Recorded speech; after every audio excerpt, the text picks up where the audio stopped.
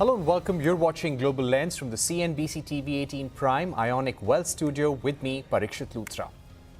Our top focus this evening: India and Canada have agreed to restart negotiations on a comprehensive economic partnership agreement amid trade tensions with the United States. The talks between the two countries were stalled after a diplomatic spat 2 years ago. Prime Minister Modi met his Canadian counterpart Mark Carney on the sidelines of the G20 summit in South Africa's Johannesburg last week. Both nations aim to double bilateral trade to $50 billion by 2030. The two leaders noted the ongoing discussions on expanding collaboration, including through long-term uranium supply arrangements. Reports suggest that India and Canada are likely to finalize a $2.8 billion uranium supply deal.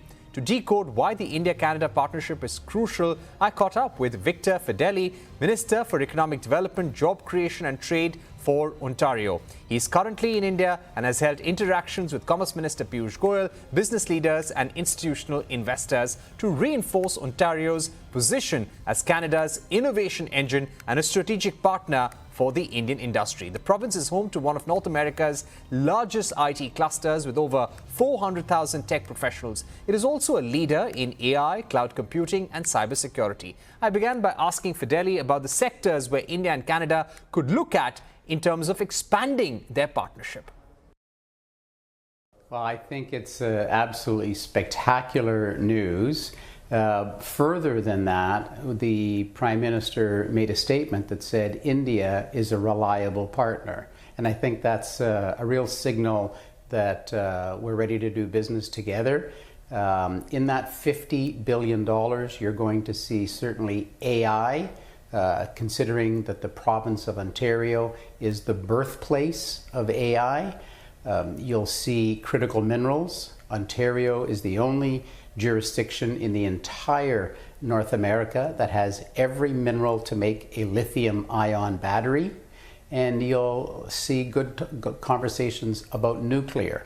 Ontario has developed since 1962 the CANDU reactors that has had 4.6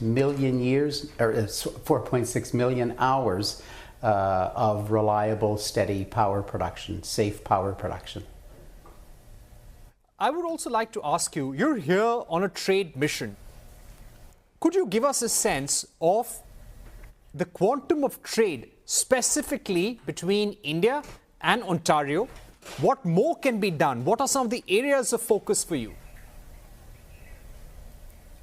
Well, we've been coming to India once or twice a year since taking office in 2018.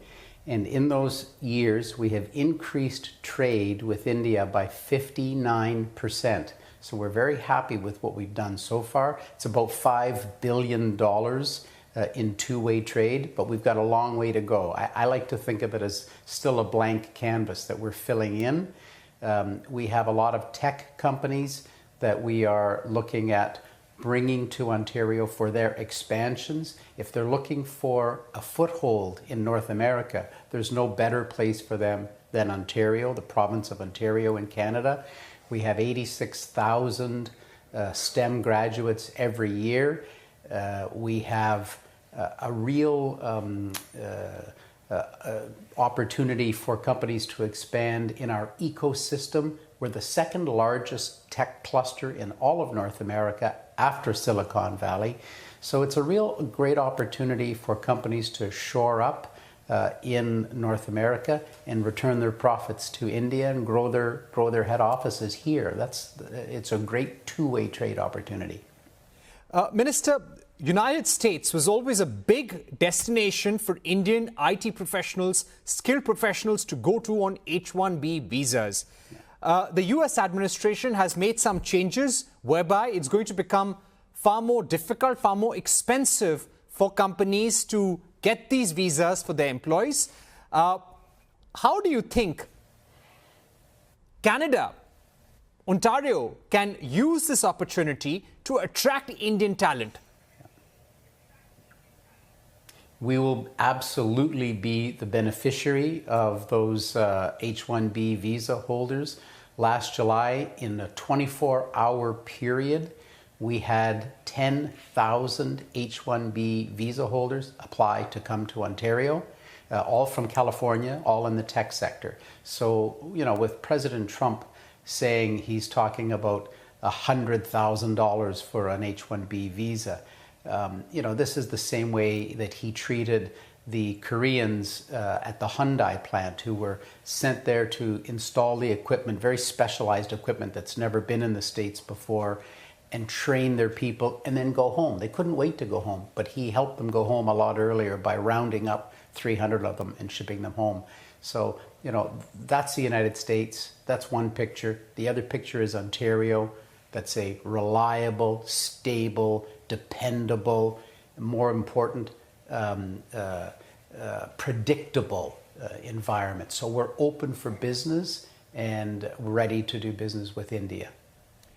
Could you also give a sense to me, while you say that you will be a number one beneficiary of talent, Indian talent, which is not able to go to the United States, could you give us a sense of whether Canada will take steps to make it easier for employees, for IT professionals to move to Canada for work visas and work purposes? That's the kind of conversation that our province will have with the federal government now, because the federal government controls immigration. But if our Prime Minister is saying to India, we want to increase our trade to $50 billion, we're going to have to be open for business as a country as well as our province. So these are very serious conversations that we will lay out for the federal government to say, we've got to show India that we're open for them. Right.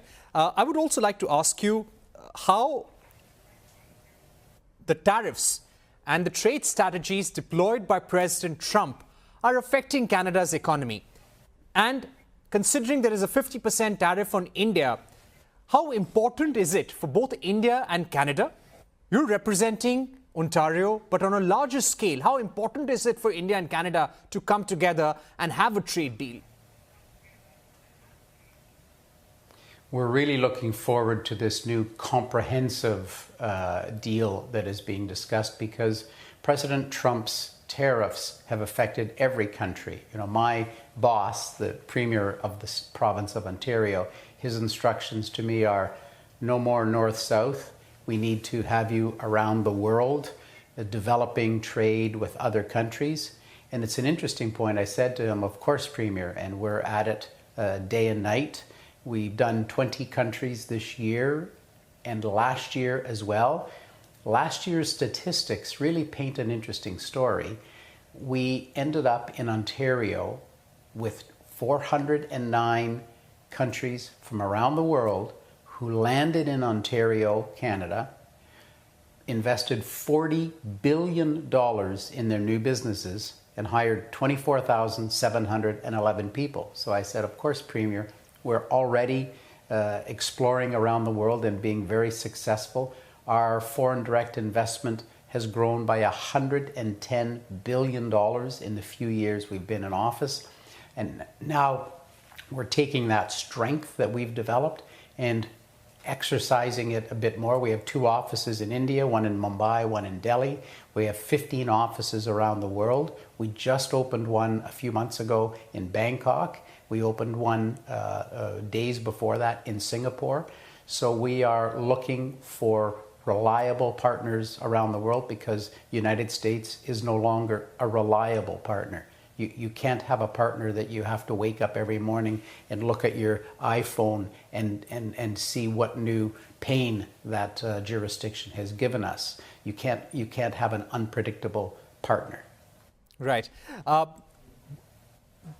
You've come to India with 4 or 5 priority areas. Would you say that collaboration on artificial intelligence is perhaps the most crucial part of your India mission?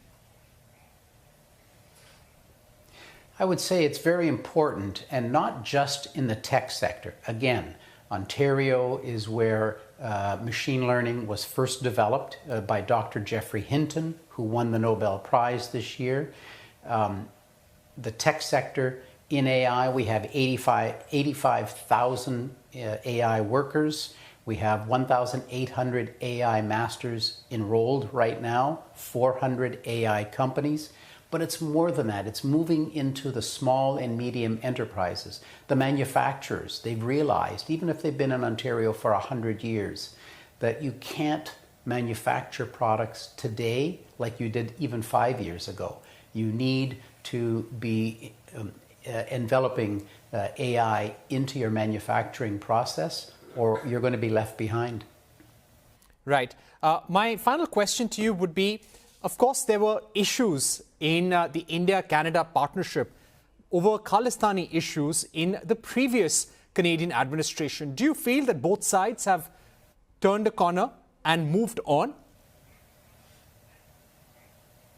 I think the signals are very strong from both Prime Minister Carney and Prime Minister Modi. I leave the geopolitical issues to those two federal governments to work out. We keep coming back from Ontario, in good times or bad, once or twice a year, to say the fundamentals, the business fundamentals in Ontario have never changed. So let's continue doing business together, which we have through all the times, high or low times. We're always here to work with Indian companies.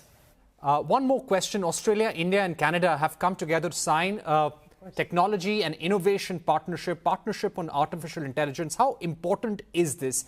And does this make businesses in Ontario and businesses in India somehow part of a trusted partnership to work more closely together? Yeah, I think that's exactly what that signals. And I saw the news today as well that we'll be looking from Canada to sell uranium to India. So these are all very strong signals. Now, whether that pans out or not is yet to be seen. There were sources that weren't revealed. So we'll see. But from the AI perspective, I think that's a very strong signal. Look, we're both experts in these fields. We both have that expertise. We should be sharing it. We should be working together.